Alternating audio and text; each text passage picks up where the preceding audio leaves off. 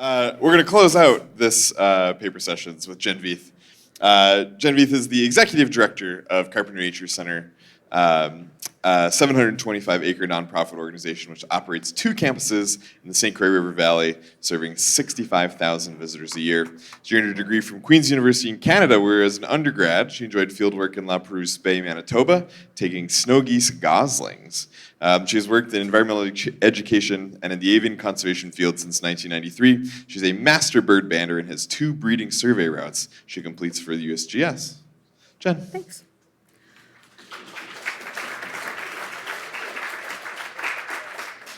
First, I want to give a huge shout out to everybody for staying till the bitter end, because you never want to be the last speaker and there's like 10 people in the audience. So, and I think that if anybody who knows me knows I can speak really fast, so we'll get done in plenty of time. So I'm going to hit you with the colorful slides. So we're not going to just stick with the St. Croix River Valley, which you see up there, but we're going to jump into a lot of things. As an executive director, I would fail if I didn't tell you Carpenter Nature Center has 2 campuses, one in Hudson, Wisconsin, and one in Hastings, Minnesota. We spend almost all our money on teaching kids about nature.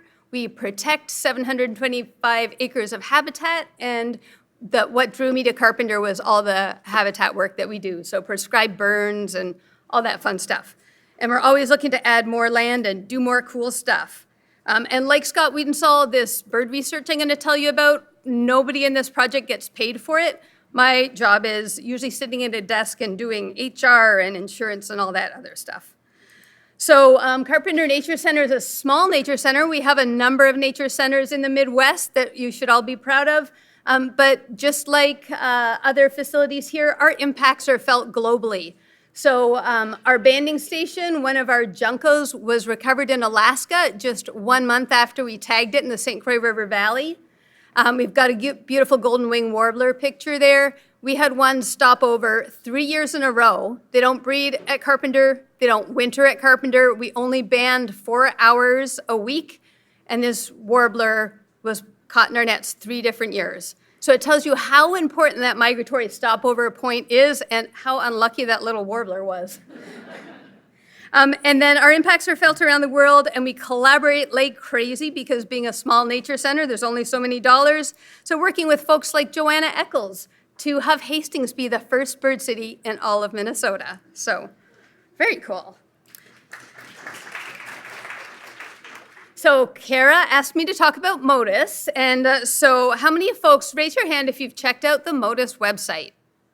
All right, excellent. So this talk really is it's your research, MOU people, because y'all funded a lot of this. So Motus is Latin for movement, and they have this really cool graphic on the website that has all sorts of detail, but pretty much that what the deal is you put this cool little nano tag, like this itty bitty thing in my hand that you can come see after, on your bird, and we're using old technology. So radio telemetry, this little tag sends out a specific signal in a specific sequence with specific gaps between those signal sequences, and that can be tracked to that individual bird.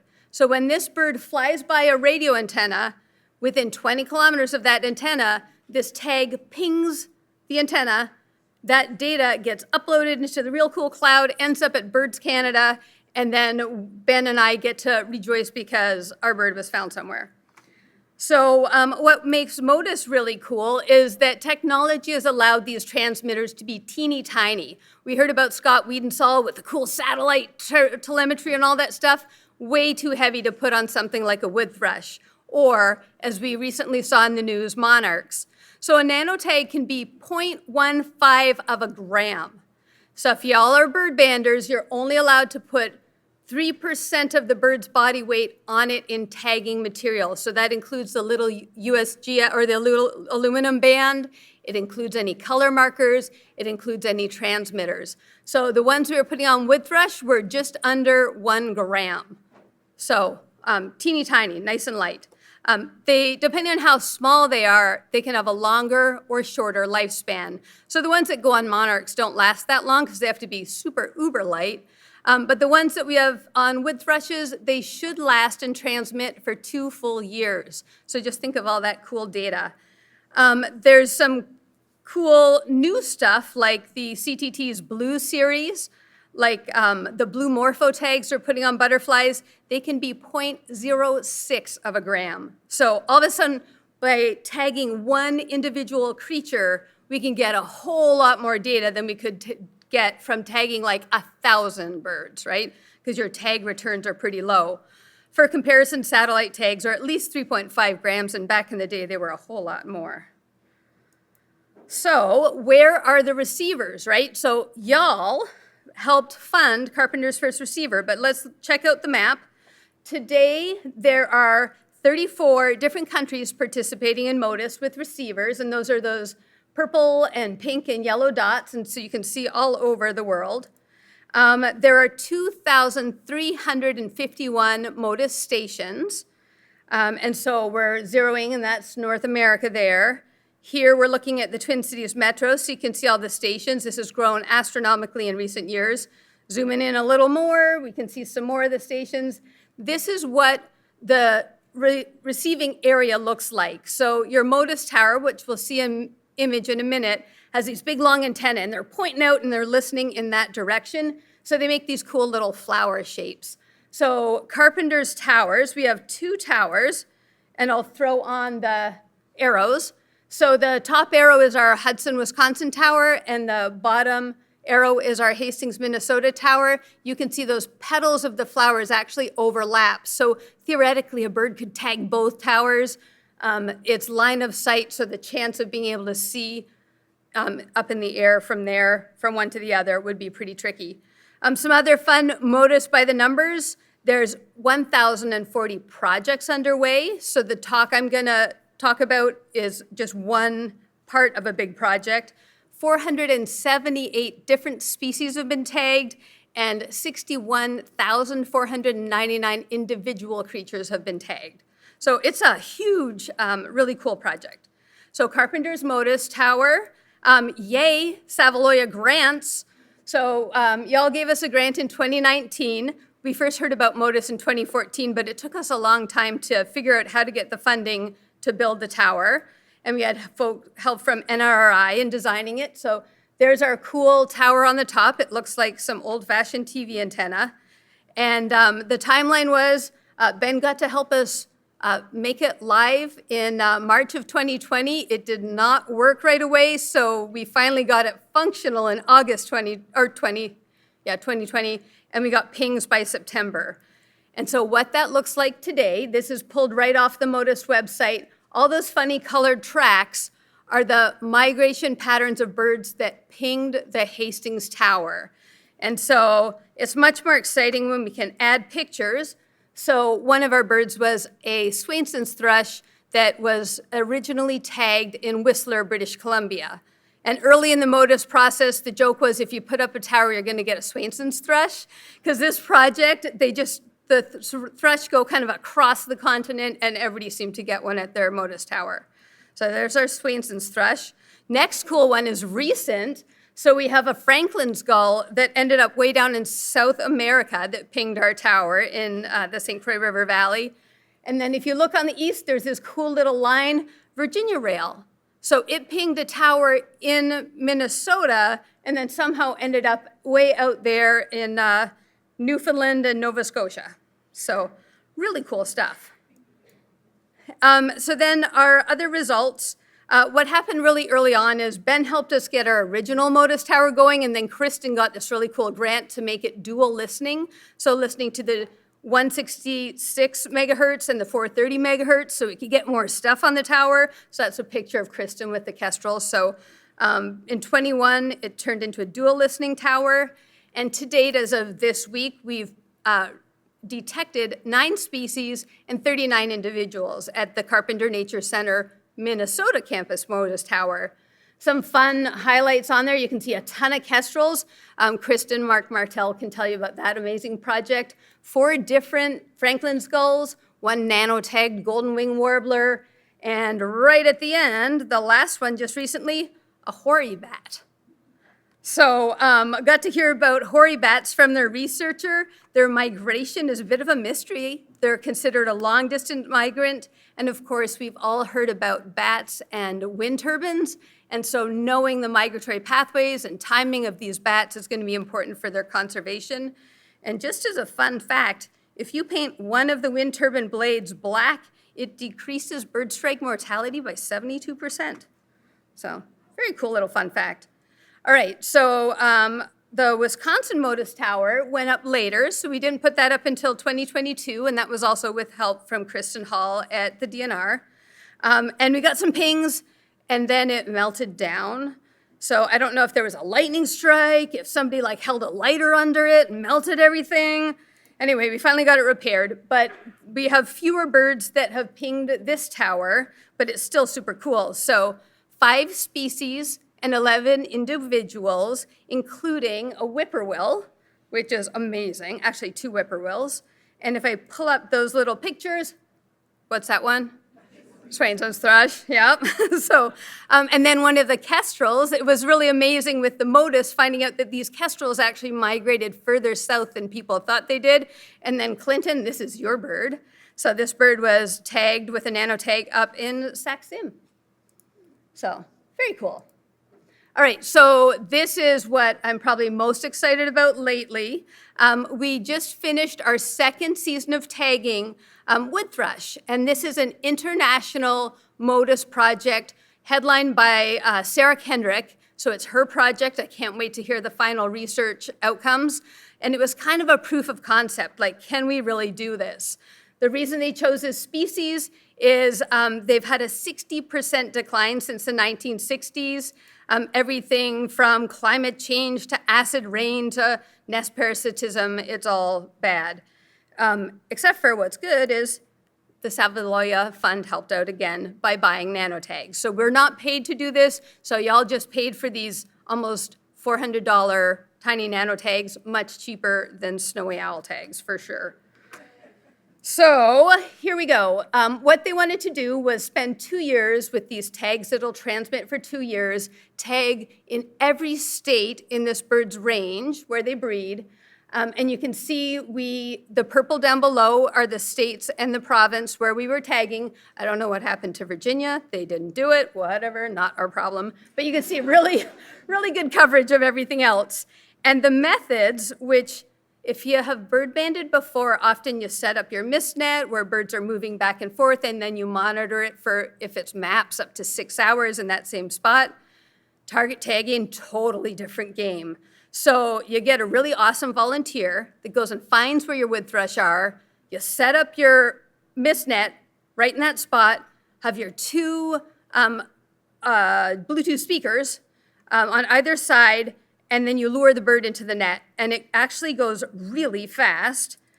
So that's sort of what it looks like when the bird flies into the pocket of the net. And I'm going to point out something. Oh, sorry, hit backwards. Let's go forward. Point out somebody lurking in the leaves. Another proof of concept was they wanted to see if decoys made a difference. And so this is Wilson. He was computer 3D printed by a bunch of students in Missouri. So there is Wilson evilly looking on and saying, haha, told you. So that's sort of how it went, and we got really quick at this. There were a few birds that from the time we arrived at the site to the time we got the bird in the net were way less than 15 minutes, and that's putting the poles in the ground and the whole thing, super fast.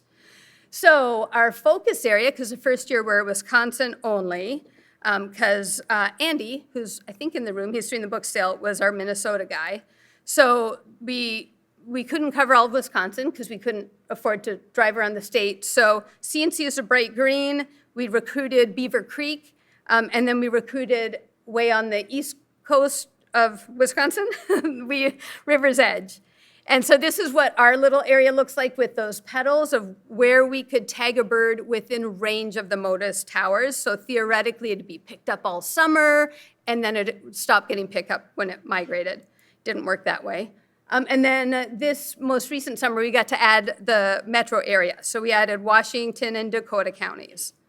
So then our tagging locations, and I've got a few slides here with that. So you can sort of see This is straight off the Motus website, so you can go and see all this yourselves. Those red bubbles are where a tag was put on the bird. And so you can see our friends in River's Edge got a few, Beaver Creek got a whole pile, and so did we at Carpenter. This was our first bird that was tagged. This one did not take 15 minutes. We nearly gave up. We had no idea what we were doing, but eventually we got that handsome guy in the net. And this is sort of a close-up of the St. Croix River Valley tags. So then if you look at the habitat, I'll pull them all up pretty quick. This is just some of our local birds. You can see that they're often in conifer forest or at the perimeter between conifer and deciduous. There was some debate whether we'd find them more in the base of the ravine or the top of the ravine. It tended to be a little more closer to the top of the ravine, but it really varied a whole lot. So Carpenter, Wisconsin, Kinnickinnick River State Park, Rustic Road down near Maiden Rock. If you haven't birded that area, it's amazing. Here are tagging locations from Minnesota, and we're flying through this one. And here's what it looked like the first season. So I'm gonna click through this fast. In July, Tom decided to migrate. We named him after people because 444 and 445 got confusing. So Tom migrated to Indiana in July, and then we got some false detections way off in DC, but then I'm gonna click through that first year. So you can see that this one migrated really quickly at the beginning of September, but then things really picked up at the second part of September. So you can see those birds all just starting to move. And we lost track of most of them in the southern part of Missouri. And here's October. So they were still moving in October, the first year. And then some ended up in that first part of October. I kept having to go to a bigger map, going all the way down to Cardel, Mexico, or Veracruz, Mexico. So let's talk about this winter. Then we had to borrow a receiver to see if any of our thrush were still around that didn't make the migration. The tag I have here was actually embedded in that old rotten log, so a mammalian predator ate that one. Then here's spring, and we're gonna look, the birds started moving April 14th from Honduras, and by May 12th, they were all back on their territory. So you can see all that cool stuff on Motus. You can see it cooler on there. And so here's our sample migration map. So tagging them at Willow River, migrating south through Iowa, going about 50 miles an hour on the nights they're migrating. First spring, show up in Honduras, start migrating back through Belize to Texas. And then second fall, so after Texas, we lost this bird, didn't know where it was. Second fall, it starts going south. And we heard of it last in Houston, Missouri, sorry. So here's our chart of our Wisconsin birds. That was our one female, Lynette. And so she wasn't picked up locally because you can read on that receiver the tag number in the summer, but she's doing just fine migrating through Missouri now. And then we found out the adults have really fleshy gape flanges. So those fat yellow baby lips, that's actually in wood thrush an adult thing. And then here's our Wisconsin birds. The young birds have gray blue eyes, these really cool markings on their feathers, which are sort of white and yellow on the feather shaft, and then they don't have the fleshy gape flange. But you can see that this summer, every bird except for Brian has showed up on somebody else's Motus tower, and some are already in Texas and Mexico. And then surprise, Andy gave us 10 tags this year to deploy in Minnesota. So looking at our Minnesota birds and using an amazing gift of a handheld receiver from Jose Arrieta and a foundation he works with, we are able to get all these birds tagged. And unfortunately, Randy has not showed up anywhere. So Randy's bird is MIA, but what was really cool is Randy was able to get out and hand monitor all the birds on territory. And what we found out this year is they don't migrate slowly down the river valley. They stay on territory until the very last minute, and then they do their hyperspace leap migration. They can clear Missouri and part of Iowa in one night. So Randy found these birds were still on territory until at least October 3rd, which was just stuff that we don't know at MOU. So here's where they were migrating. There's the MOU when you're supposed to find them in the state, but now we know they're around, the formatting went a little weird. Pretty late, so super cool stuff. If you haven't checked out the MOU website, there's a ton of educational material for teachers. You can also click on and see how long the birds were at each tag. station, how fast they were migrating, and then what's next. I have like 1 minute, right? We're gonna go rock through this. We've been researching saw-whet owls as part of that Project Owlnet that Scott Wiedensahl mentioned, and we have 5 nanotags to put on saw-whet owls. We know where our migratory birds are coming from and going to because of band returns and other Project Owlnet station collaborators, but we don't know about our resident birds. And so that's what this project focuses on. So birds that are nest boxes or birds that are around territorial singing in March and April will be what we're focused on. And they're adorable when they're little. But looking ahead at Motus, here are some big questions, right? Is there a need for an I-90 fence? So Iowa and Missouri have fences of towers across their states to be able to capture the birds as they migrate north and south. Minnesota has more used the rivers, so we don't get as many detections, but how many birds are being tagged north of us, right? You just don't know. So there is discussion about doing an I-90 fence. Huge challenge, keeping them functional. You can't just fund one, stick it up, and never pay attention to it. They need power, they need internet connection, they need, when they melt down, to call Ben, to mobilize Ben. And it'd be cool to have them all the way across there, but you really need to keep up on them. And especially if you do download the data, you need to do it timely. Because imagine you're a researcher and you don't get your data until like 2 years after you've wrapped up your project. And then there's some other technologies like we've heard of today that may be outpacing Motus. Our plan is to do all our reporting on this project, hand track and potentially remove tags from our birds in the next 2 years, do our Project Owlnet stuff, and then maybe do some cool tagging research with some of the other species that are our specialties. And I'll say questions, but no questions, because we're out of time, right? But I have to thank absolutely everybody, all the folks in the room, and then many, many funders and other collaborators for making this study possible. So thank y'all.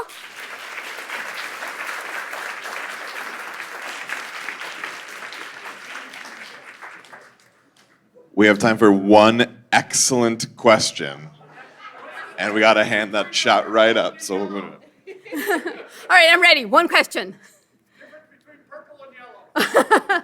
I'd have to look that up, but some is like functioning, non-functioning, some is fall, some is spring. I'd have to look that one up. I don't remember. Purple is the good one, though. Thank you, Jen. All right.